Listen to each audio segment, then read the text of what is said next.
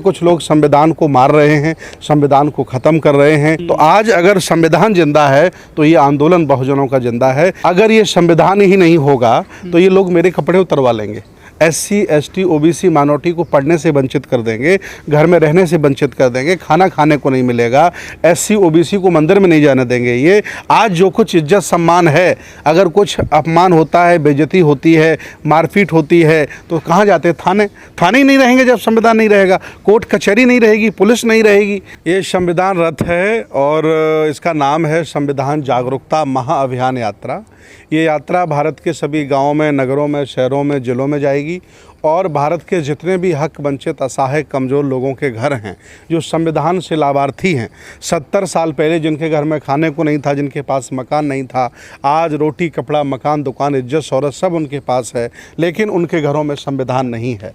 इसीलिए कुछ लोग संविधान को मार रहे हैं, संविधान को ख़त्म कर रहे हैं, संशोधन करके संविधान को ख़त्म करना चाहते हैं। इसलिए हम घर घर जाएंगे और 1 करोड़ घरों में ये संविधान पहुँचाएंगे, ये हमारा लक्ष्य है। कितने संविधान की कॉपी छपवाई सर आपने? अभी हमने 10,000 छपवाई हैं। जैसे जैसे बढ़ती जाएंगी वैसे ही हम लोग और अनन्य प्रकाशनों से बात कर रहे हैं, लेते जाएंगे। एक ये जो बड़ा संविधान है ये 500 रुपये का है, बहुत ही अच्छा है, और एक छोटा संविधान 150 रुपये का है। हम लोग जगह जगह पहुंचा रहे हैं। सर ये शुरुआत कहाँ से कर रहे हैं संविधान रथ की, और कहाँ किसको मतलब एंड करना है? गौतम बुद्ध नगर के ग्रेटर नोएडा के PIT कॉलेज से हम लोग शुरू कर रहे हैं और जाकर के आगे हमारा कार्यक्रम पिलखुआ है।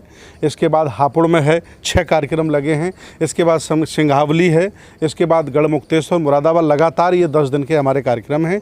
और इसके बाद फिर रूट चार्ट हमारा 18 जिलों का बन के तैयार हो रहा है, जहां अलग अलग SC ST OBC माइनॉरिटी और अलग अलग धर्मों के लोग हमारा स्वागत कर रहे हैं। उसमें सिख हैं, मुसलमान हैं, ईसाई हैं, हिंदू हैं, बौद्ध हैं, सब लोग स्वागत कर रहे हैं और सबको बहुत खुशी है क्योंकि ये भारत के मान सम्मान का विषय है।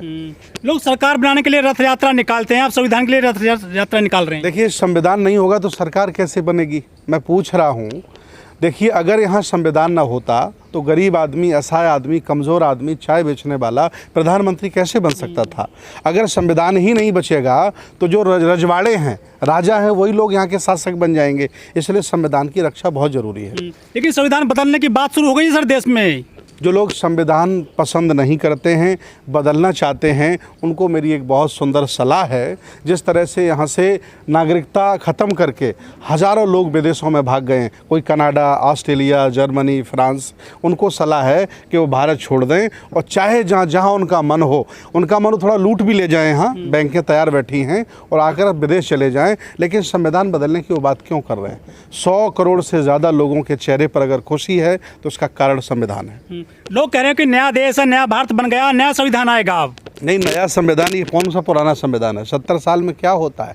विचार करिए, 70 साल में इस संविधान ने भारत को कहाँ से कहाँ लाके खड़ा कर दिया। बाबा साहब ने कहा था कि संविधान चाहे जितना अच्छा हो, अगर लागू करने वाले अच्छे नहीं होंगे तो संविधान अंततः खराब साबित होगा। और बाबा साहब ने निवेदन किया था कि मैं चला जाऊँगा, चिंता मत करना, कोई फ़र्क नहीं है, किसी भी कीमत पे संविधान को मत जाने देना, संविधान को ख़त्म मत होने देना। समझ लेना कि बाबा साहब आपके ज़िंदा हैं। तो आज अगर संविधान जिंदा है तो ये आंदोलन बहुजनों का जिंदा है। इसलिए हम बौद्ध भिक्षु लोग गांव-गांव, गली-गली, नगर-नगर जाएंगे और संविधान को घर-घर पहुंचाएंगे। लेकिन मोदी जी ने कहा था कि मैं संविधान की वजह से ही देश का प्रधानमंत्री बना हूँ। वो संसद में जाते हैं तो चूमते हैं वहाँ की चौखट को, और वो संविधान को लेकर उनके जो आर्थिक सलाहकार बयान दे देते हैं। देखिए, जो उनके आर्थिक सलाहकार हैं वो बीमार हैं, पागल हैं, और वो अपना इलाज कराएं। और अगर जगह उन्हें ना मिले तो हम जैसे लोग सफदरजंग में और एम्स में उनका एडमिट करा देंगे, इलाज भी करवा देंगे। वो पैसा अगर ना हो तो चंदा करके इलाज भी करा देंगे, लेकिन फितूर की बातें वो ना करें। अभी लोग हम बर्दाश्त कर ले रहे हैं और आगे चल के और ज़्यादा बोलेंगे तो फिर हिंसा हो जाएगी भारत में। तो इसलिए ऐसे लोगों को हम चेतावनी देते हैं कि संविधान पर एक नज़र उठा करके भी ना देखें। लेकिन सर, आप बौद्ध भिक्षु हैं, आपको तो बौद्ध धर्म का प्रचार करना चाहिए। आप संविधान की कॉपी लेकर चल रहे हैं देश में, उत्तर प्रदेश में। देश, भारत संविधान से चलता है, बौद्ध धर्म से नहीं चलता है। बौद्ध धर्म एक जीवन जीने की कला है जो दुनिया में थी, है और आगे भी रहेगी।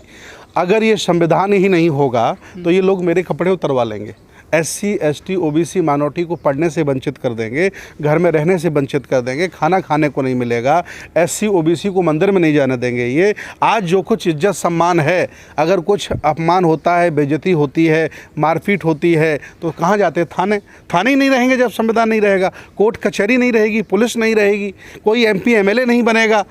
तो आखिर संविधान से ही तो सब कुछ है।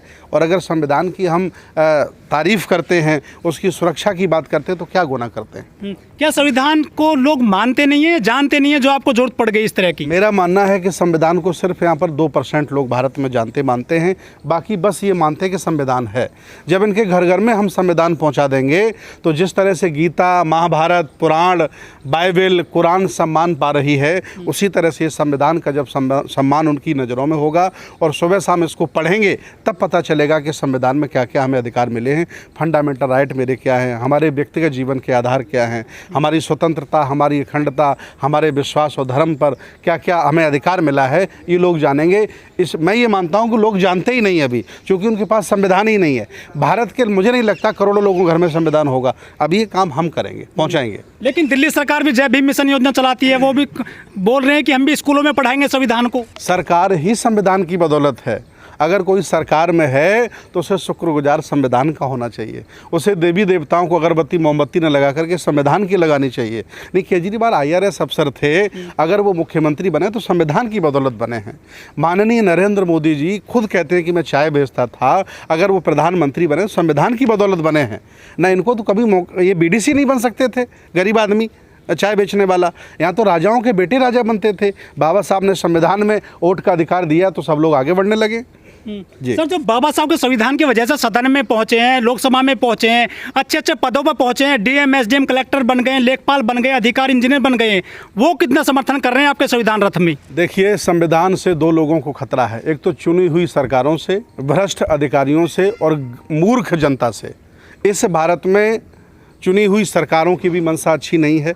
अधिकारी लगभग 80% भ्रष्ट हैं ही, और जो आवाम है यहाँ की, जिसे हम जनता कहते हैं, जो वोट डालती है, वो भी 99% मूर्ख है। उसे कुछ पता नहीं है कि मेरे हिस्से में क्या है, मेरा अधिकार क्या है। उनका हिस्सा दूसरा खा रहा, उनका हिस्सा तीसरा खा रहा। एक आदमी रईस हुआ जा रहा, एक आदमी बेचारा अच्छे कपड़े नहीं पहन पा रहा, एक आदमी की थाली में खाना प्रॉपर नहीं है, एक आदमी को पता नहीं कि उसके पास कितने प्लाट हैं।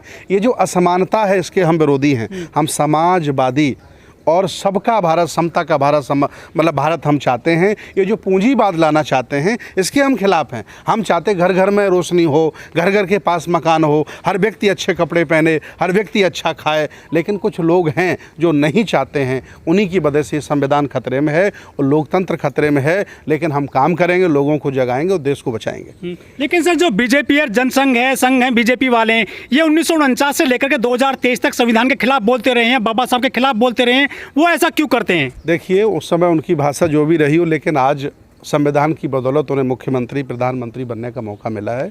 आज नहीं कल वो ये बात समझेंगे कि संविधान की कितनी ज़रूरत है और वो संविधान का पक्ष लेंगे। क्योंकि ये कार्यक्रम हमारा राजनीतिक नहीं है, इसलिए मैं राजनीति पर एक शब्द भी नहीं बोलूँगा। बस संविधान के खिलाफ जो बोलेगा, उसके खिलाफ हम बोलेंगे। क्या दूसरा कोई संविधान बन चुका है देश में, लगता है आपको? मुझे नहीं लगता। ये सब खबरें हैं, फर्जी खबरें हैं।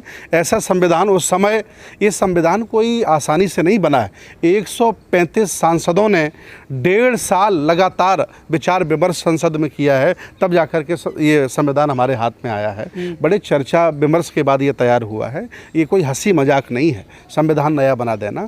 और ये भारत संविधान से चलता है, संविधान से चलेगा, और ये लोकतंत्र है, लोकतंत्र बना रहेगा। सर, ये बताइए, जब संविधान पे आंच आ गई है, आप भी कह रहे हैं खतरा है संविधान पर, तो 131 दलित सांसद है जो अधिकारी बन गए हैं संविधान के दम पर, या जो आवाम है, दलितों की, SC ST OBC की, वो खुल करके आपके समर्थन में क्यों नहीं आ रहे हैं, सड़क पे क्यों नहीं आ रहे हैं वो आपके समर्थन में? देखिए, डर हो सकता है, अज्ञानता हो सकती है, पागलपन हो सकता है, या महत्व तो नहीं समझ पाए पुरखों के आंदोलन का, इसलिए वो संविधान को बचाने के लिए, इस आंदोलन को बचाने के लिए आगे नहीं आ रहे। मेरा तो मानना है कि जो संविधान के लाभार्थी लोग हैं, जिन्होंने संविधान से लाभ लिया है, उन लोगों को तो अपनी जान लगा देनी चाहिए, और ज़रूरत पड़े तो खून भी अपना बहा देना चाहिए, ज़रूरत पड़े तो अपनी जान भी न्यौछावर कर देना चाहिए। अगर वो ऐसा नहीं करते हैं तो पहले भी वो गद्दार थे, आज भी वो गद्दार हैं।